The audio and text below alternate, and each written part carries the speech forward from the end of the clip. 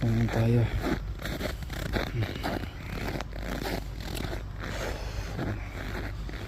Minus negative 27. Feels like 30, I think. Lamig.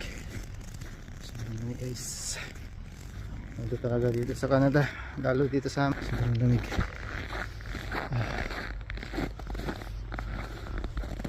Ng bus natin.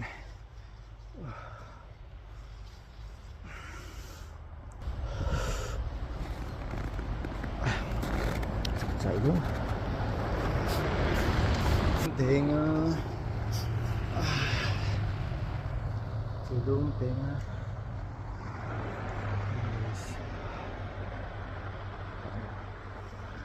Sobrang lamig. Dalawa pang tinatag ko. Ano ba? Ito talaga dito sa amin, sobrang lamig guys. Kailangan doble yung ano mo, jacket. Tapos yung suot ng pantalon dapat may warmer sa loob. So, grabe yung oso ko.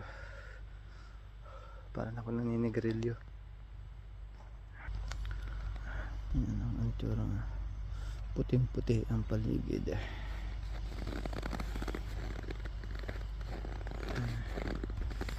Puting puti ang paligid. Ang dahingis na. Yan, school yan oh.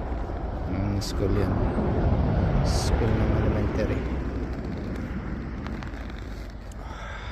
Guys, antay man tayo.